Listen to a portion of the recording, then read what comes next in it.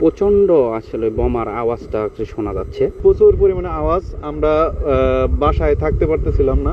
আমরা রাত 3টা নাগাদ থেকে আমি যেটা অনুভব করছি সেটা হচ্ছে যে প্রচন্ড আসলে বোমার আওয়াজটা শোনা যাচ্ছে, মাঝে মাঝে শোনা যাচ্ছে, কিন্তু বিশেষ করে বেশিরভাগ দেখা গেছে যে সকালবেলা যখন বম্বিং হয়েছে তখন বিকট সাউন্ড হচ্ছে। এবং টেকনাফ উপজেলার, আমরা তো উপজেলাতে থাকি, উপজেলা পর্যায়ে যখন দেখতেছি যে বিল্ডিং পর্যন্ত কম্পন হচ্ছে।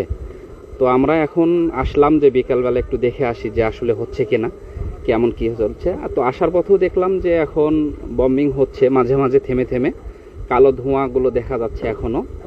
আর এর মধ্যে দেখা গেল যে বিজেপি আমাদের কোস্টগার্ড ওই দেশের কিছু সৈন্যবাহিনীকে ধরছে, 14 জনকে ধরে নিয়ে কোস্টগার্ডে নিয়ে গেছে। এখনো দেখা যাচ্ছে আর কি এরকমই পরিস্থিতি, মাঝে মাঝে থেমে থেমে আর কি হচ্ছে আর কি।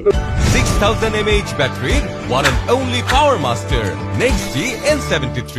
ওই পারে হচ্ছে প্রচুর পরিমাণে বোম বাস্টিং হচ্ছে এবং তাদের মধ্যে গোলাগুলি হচ্ছে, ঘর বাড়ি জ্বালিয়ে দিচ্ছে। দেখতে পাচ্ছি আমরা এখান থেকে, আপনি দেখতে পাচ্ছেন যে কালো ধোঁয়া উঠতেছে।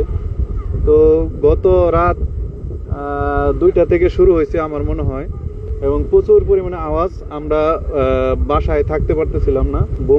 বোমার আওয়াজে বারবার ঘুম ভেঙে যাচ্ছিল।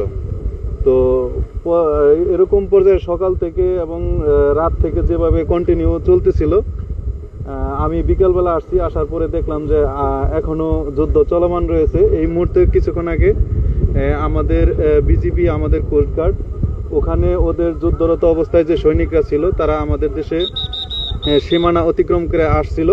তো তাদেরকে এই মুহূর্তে তাদেরকে অ্যারেস্ট করে আমাদের কোস্টগার্ডের নিয়ে যাওয়া হয়েছে আর কি অফিসে।